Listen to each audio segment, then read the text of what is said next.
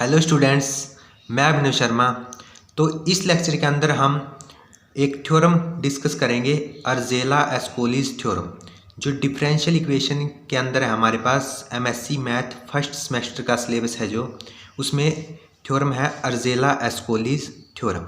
तो सबसे पहले थ्योरम की हम स्टेटमेंट देखते हैं क्या है। स्टेटमेंट है थ्योरम की, on a bounded interval I let F is equal to F be an infinite uniformly bounded equicontinuous set of functions, then f contains a sequence fn where n is equal to 1 2 3 which is uniformly convergent on I।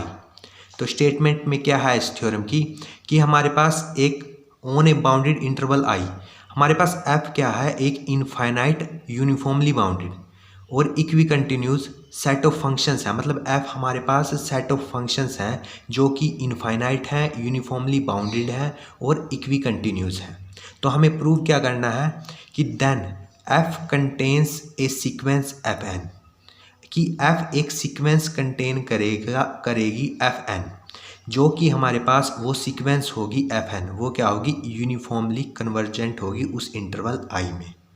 Okay, मतलब क्या है इसका, एक बार और बताता हूँ मैं कि हमारे पास जो f है वो सेट ऑफ फंक्शंस है। वो सेट ऑफ फंक्शंस क्या है, जो फंक्शंस है उस सेट के अंदर वो इनफाइनाइट है, यूनिफॉर्मली बाउंडेड है और इक्वी कंटिन्यूस है। और हमें प्रूव क्या करना है कि वो एक सीक्वेंस कंटेन करेंगे fn, और जो सीक्वेंस होगी वो क्या होगी, यूनिफॉर्मली कन्वर्जेंट होगी उस इंटरवल i में।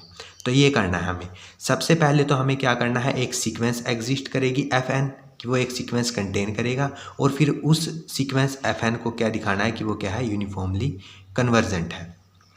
तो चलिए अब इसका प्रूफ देखते हैं। तो प्रूफ में क्या करेंगे, सबसे पहले हमारे पास क्या है, आर के हमने एक सेट ऑफ रेशनल नंबर्स लिए इन इंटरवल आई से। ओके, आर के is the set of be the set of rational numbers in interval I.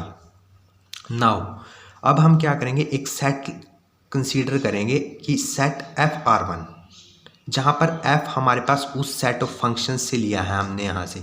Okay, F R one where f belongs to f since, अब हमारे पास जो ये हमारे पास सेट ऑफ फंक्शंस था, ये क्या था, इनफाइनाइट था और यूनिफॉर्मली बाउंडेड था। तो हमने यहाँ पर लिखा since family f is infinite and bounded. तो हमें पता है जो बाउंडेड सेट के पास क्या होता है, जो कोई बाउंडेड सेट होता है उसके पास लिमिट पॉइंट होता है। ओके, तो अगर ये सेट हमारे पास f क्या है, अगर हमारे पास f is uniform infinite and bounded है, तो जो हमने ये सेट कंसीडर किया ये भी इसी f से कंसीडर किया ना हमने यहाँ से। तो जो ये सेट होगा, अगर f यूनिफॉर्मली इनफाइनाइट और बाउंडेड है, तो जो ये सेट होगा एफ आर वन, ये भी इनफाइनाइट एंड बाउंडेड होगा इंटरवल i में। और बाउंडेड सेट के पास, एवरी बाउंडेड सेट के पास क्या होता है, लिमिट पॉइंट होता है बाय बोल्जानो-विट्रस थ्योरम। यहाँ पर लिख भी सकते हैं हम by Bolzano Weierstrass theorem, Bolzano Weierstrass theorem. By Bolzano Weierstrass theorem की हेल्प से हम बोल सकते हैं कि बाउंडेड सेट के पास एक लिमिट पॉइंट होता है। अगर लिमिट पॉइंट है इसके पास, तो there exist a sequence of distinct function fn1। तो एक सीक्वेंस एग्जिस्ट करेगी डिस्टिंक्ट फंक्शंस fn की, जो उसी सेट ऑफ फंक्शन से लिया है हमने, कि जो ये हमारे पास fn1 r1 होगा वो कन्वर्जेंट होगा। अब यहाँ पर समझने वाली बात क्या है कि हमारे पास एक अगर लिमिट पॉइंट है बोल्जानो-विट्रस थ्योरम की हेल्प से, तो हमारे पास एक सीक्वेंस डिस्टिंक्ट फंक्शन की एग्जिस्ट करेगी fn1 सीक्वेंस एग्जिस्ट करी, कि जो हमारे पास ये होगा fn1 r1, ये कन्वर्जेंट होगा।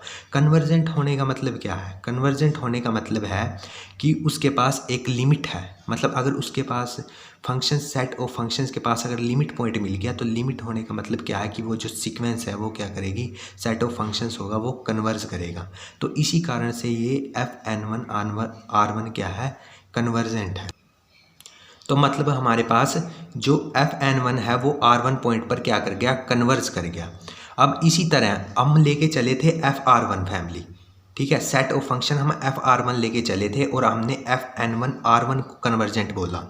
अब हम लेके चलेंगे F1R2 और ये बोलेंगे Fn(R2) क्या है, कन्वर्जेंट है। उसी तरह अगर हम लेके चलें F2R3 तो मतलब F3R3 क्या है, कन्वर्जेंट है।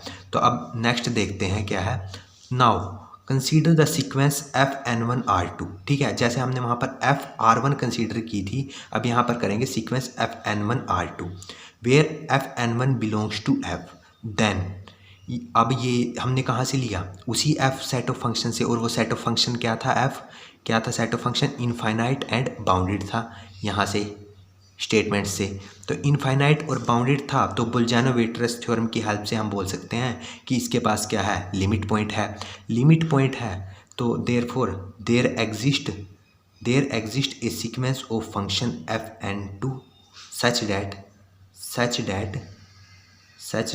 Fn2R2 is convergent। ओके, तो इस तरह से Fn2R2 क्या हो गया, कन्वर्जेंट हो गया। तो अब हम बात करें नाउ, अब हम क्या करेंगे, अब हमने लिखा continuing in this way we get a sequence Fnk(Rk) where Fnk belongs to F which is convergent at Rk, which is convergent at point Rk। Okay, यहाँ पर पॉइंट ही लिख लेते हैं, which is convergent at point Rk। जिस तरह से हमने सबसे पहले क्या लेके चले थे, Fr1 लेके चले थे, एग्जिस्ट हुआ था, एग्जिस्ट क्या किया था हमने, Fr1 लेके चले थे Fn1, तो Fn1 R1 कन्वर्ज हुआ था। तो अगर set of function Fn1 R1 converge है, उसी तरह हमने Fn2 R2 को कन्वर्जेंट बोला था। तो इसी तरह हम किसी पॉइंट Rk को लेके चलेंगे कंटिन्यूइंग इन दिस वे, तो बोल देंगे कि Fnk Rk क्या होगा, कन्वर्जेंट होगा। ओके, अब इस Fnk Rk को हम क्या बोलते हैं कि Fnk Rk है जो हमारे पास, ये Rk पॉइंट पर कन्वर्ज है। ओके, Rk पॉइंट पर कन्वर्ज करता है। तो मैं इसको लेटर से Fn मान लेता हूँ, इसको मैंने क्या मान लिया, Fn मान लिया। ओके, कि Fn is a function of Fnk। तो अब हमारे पास ये Fn क्या आ गया, ये हमारे पास क्या आ गया, एक सीक्वेंस एग्जिस्ट कर गई, जो हमारे पास क्या है, सीक्वेंस हमारे पास एग्जिस्ट कर गई ना, हमें यही तो दिखाना था स्टेटमेंट में, F कंटेन्स ए सीक्वेंस Fn। तो मैंने अगर Fn को मैं Fn का फंक्शन मानता हूँ, ये Fn मान लिया मैंने, तो सबसे पहले F के पास एक सीक्वेंस हो गई। ठीक है, अब हमारा काम क्या है, हमें इस सीक्वेंस को, जो हमारे पास Fn आया, अब हमें इस Fn को क्या दिखाना है कि ये क्या है, यूनिफॉर्मली कन्वर्जेंट है। तो अब हमें करना क्या है, हमें क्या करना है, हमने जो Fnk है उसको हमने Fn मान लिया।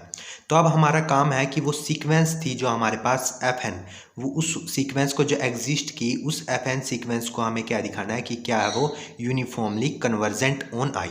तो यूनिफॉर्मली कन्वर्जेंट दिखाने के लिए हम कोची क्राइटेरिया की हेल्प से इसको यूनिफॉर्मली कन्वर्जेंट प्रूव करेंगे। तो सबसे पहले हमें पता है क्लियरली हमें क्या पता है कि Fn is convergent at each of rationals on I, क्योंकि Fn1 R1 पर कन्वर्ज करता था, Fn2 R2 पर, तो Rk हमने इसी तरह एक पॉइंट Fnk को Rk पर कन्वर्ज किया। ओके, तो Fn क्या होगा, कन्वर्ज करेगा at each of rationals on I, क्योंकि Rk क्या था, हमारा रेशनल नंबर्स का सेट था ना। तो अब हम क्या करेंगे, अब हम कोची यूनिफॉर्मली कन्वर्जेंस की हेल्प से हम क्या करेंगे, given epsilon greater than 0 and a rational number Rk there exist an integer N epsilon Rk such that. ठीक है, तो कोची थ्योरम की हेल्प से हम यहाँ पर क्या करेंगे, Fn(Rk minus Fm(Rk), Rk point पर हमने वो चेक किया कि ये क्या होगा, mode of Fn(Rk minus Fm(Rk less than epsilon by 3। ये एप्सिलॉन बाई 3 हमने क्यों लिया, वो लास्ट में मैं आपको बताऊंगा। For all Nm greater than N epsilon Rk।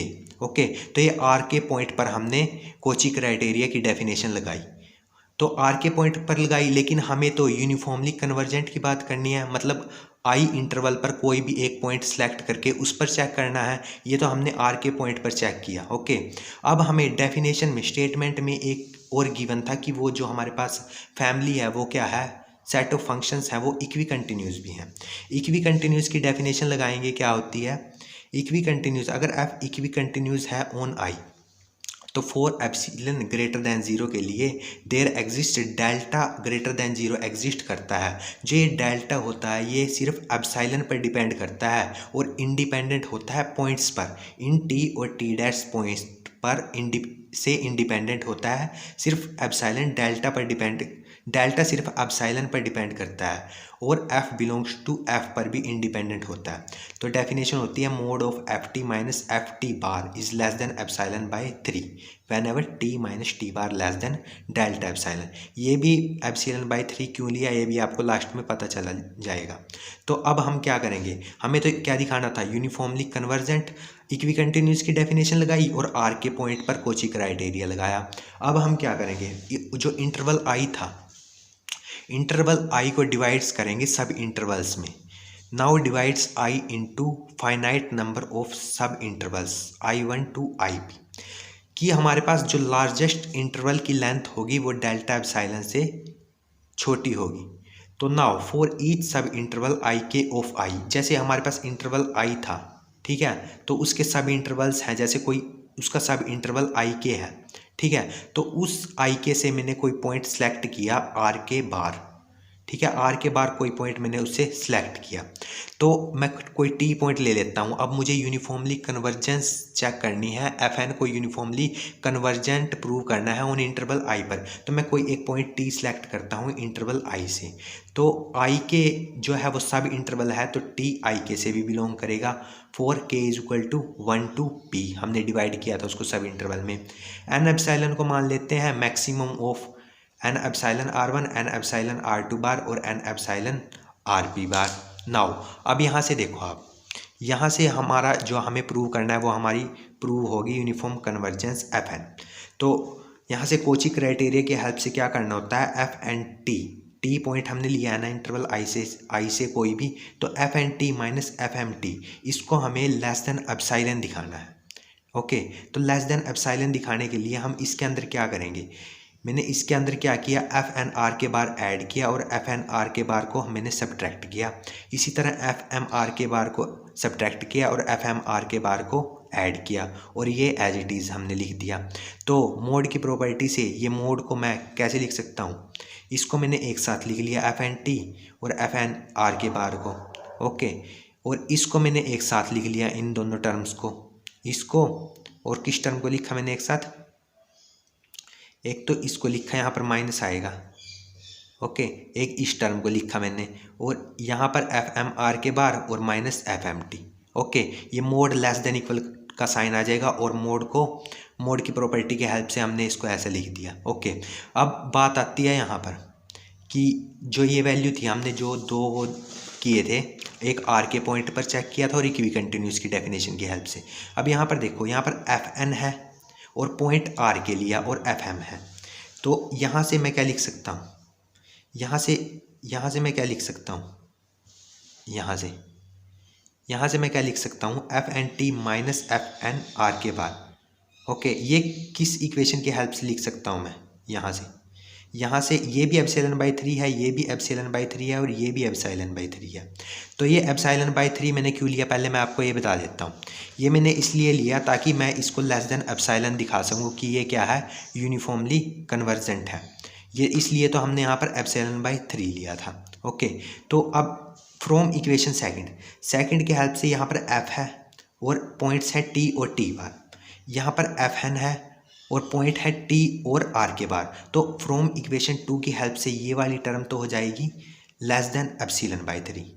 Okay, और एफ एन आर के बार माइनस एफ एम आर के बार, तो ये किस हमारी इक्वेशन से होगी, इक्वेशन नंबर 1 से होगी। यहाँ पर एफ एन आर के था और पॉइंट एन और एम था और पॉइंट्स आर के बार था। यहाँ पर आर के बार पॉइंट है और एफ एन, ये किसकी हेल्प से होगा, हमारा इक्वेशन नंबर 1 की हेल्प से, लेस देन एप्सिलॉन बाई 3। और थर्ड टर्म ये वाली टर्म, ये मोड किसकी इक्वेशन की हेल्प से लेस देन एप्सिलॉन बाई 3 होगा, इक्वेशन नंबर 2 की हेल्प से, एफ एम आर के बार और एफ एम टी। तो इस तरह से ये वाली तो इक्वेशन नंबर 2 के हेल्प से, ये 1 के हेल्प से और ये सेकंड की हेल्प से एप्सिलॉन बाई 3 हो जाएगा। तो एप्सिलॉन बाई 3 और एप्सिलॉन बाई 3 और एप्सिलॉन बाई 3, अगर हम यहाँ पर एप्सिलॉन भी लेते लेस देन एप्सिलॉन तो यहाँ पर 3 एप्सिलॉन हो जाता। ओके, तो इसको एप्सिलॉन करने के लिए हमने यहाँ पर एप्सिलॉन बाई 3 लिया। तो इस तरह से हमने क्या दिखा दिया कि एफ एन जो हमारी सीक्वेंस एग्जिस्ट कर रही थी एफ एन, वो क्या हो गई यूनिफॉर्मली कन्वर्जेंट हो गई। हमने कोई टी पॉइंट सेलेक्ट किया, उसकी हेल्प से हमने क्या दिखा दिया कि ये जो एफ एन हमारी सीक्वेंस है ये क्या है, यूनिफॉर्मली कन्वर्जेंट है। तो आपको समझ में आ गया होगा। अगर आपको कोई भी डाउट है तो आप कमेंट करके पूछ सकते हैं। तो धन्यवाद।